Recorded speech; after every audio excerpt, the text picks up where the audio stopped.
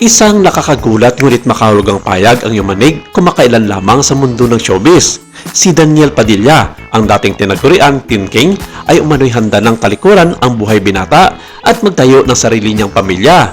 Sa isang industriyang matagal na siyang kinikilala bilang heartthrob at leading man, tila may bagong kabanata ng gustong simulan ang aktor. Mas tahimik, mas seryoso at mas personal. Agad ito naging mainit na usapan sa social media. Marami ang nagulat, lalo na't nasanay ang publiko na makita sa Daniel bilang isa sa pinakasikat na bachelor sa kanyang henerasyon. Ngunit ayon sa mga lumalabas na balita, malinaw umano ang kanyang pananaw sa ngayon. Gusto na niyang magkaroon ng sariling pamilya at yakapin ang responsibilidad ng pagiging ama. Ang mas lalong nagpasiklab sa usap-usapan ay ang pag-uugnay ng kanyang pangalan kay Kyla Estrada. Sa mga nakaraang buwan, napapansin ng ilang mga netizens ang tila pagiging malapit ng dalawa. Mula sa mga event na magkasama silang dumadalo hanggang sa mga simpleng interaksyon na napapansin online, marami ang nagsasabing may special na namamagitan sa kanila. Bagamat walang direktang kumpirmasyon mula sa dalawa, hindi napigilan ng fans ang magbigay kahulugan sa bawat detalye. Sa mundo ng showbiz, bihira ang mga ganitong revelasyon na hindi agad sinusundan ng matinding diskusyonan. At sa pagkakataong ito, mas naging emosyonal ang reaksyon ng publiko dahil sa bigat na payag ni Daniel tungkol sa pagbuo ng pamilya. Para sa marami, ang pagnanais ng magkaanak at magpakasal ay hindi basta-bastang desisyon. Isa itong malaking hakbang na nangangailangan ng maturity, commitment at malinaw na direksyon sa kanyang buhay. Kaya naman ang pagbabagong ito sa pananaw ni Daniel ay tinitingnan ng ilan bilang patunay ng kanyang paglago bilang lalaki at bilang tao. Sa loob ng maraming taon, nasaksihan ng publiko ang kanyang pagdadalaga mula sa pagiging bagets ng artista hanggang sa pagiging seryosong aktor na humarap sa mas mature na mga proyekto. Ngayon, tila isa na lamang pagbabago ang kanyang inarap, ang paglipat mula sa spotlight ng pagiging binata patungo sa mga pribadong buhay ng pagiging asawa at ama.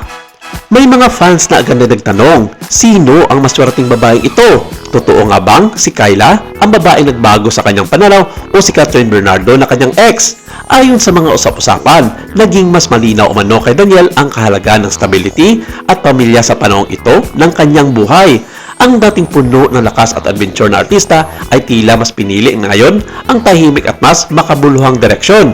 Ngunit sa gitna ng lahat ng mahalagang tandaan na natiling pribado ang ilang aspeto ng kanilang relasyon. Hindi pa nagbibigay ng opisyal na payag ang kapo ng dalawa sa tungkol sa plano nilang pagpapakasal o agarang pagbuo ng pamilya. Gayon pa man, ang simpleng pag-amin ni Daniel na handa na siyang magpamilya ay sapat na upang umingay ang buong industriya. Para sa ilan, ito ay natural na hakbang. Dumarating sa punto ang bawat tao na nais na niyang magkaroon ng sariling tahanan at mga anak. Lalo na sa isang artistang matagal nang nasa industriya, maaring ang pagbuo ng pamilya ang susunod na milestone na nais niyang maabot. Mayroon ding mga nagsasabing ang ganitong uri ng desisyon ay hindi minamadali. Ngunit kung totoo man na seryoso ang relasyon nila ni Kyla, maaaring pareho nila nakikita ang hinarap na magkasama. Ang mga simpleng pahiwatig at kilos na napapansin ng mga netizens ay lalo lamang nagpapalalim sa espekulasyon.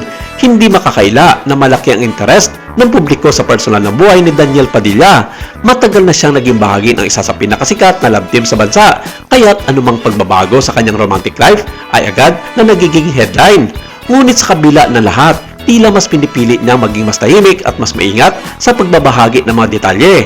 Kung sakaling totoo ang mga balita tungkol sa planong pagpapakasal at pagbuo ng pamilya, isa itong malinaw senyales na ang Teen King ay tuluyan ng lumipat sa bagong yugto ng kanyang buhay. Sa ngayon, nananatiling palaisipan ang ilang detalye, ngunit malinaw ang mensahe, handa na siyang magmahal ng mas seryoso at mag-invest sa inarap. Sa uli, ang kwentong ito ay hindi lamang tungkol sa isang celebrity na gustong magpakasal. Ito ay kwento ng pag-unlad, pagbabago at pagharap sa responsibilidad.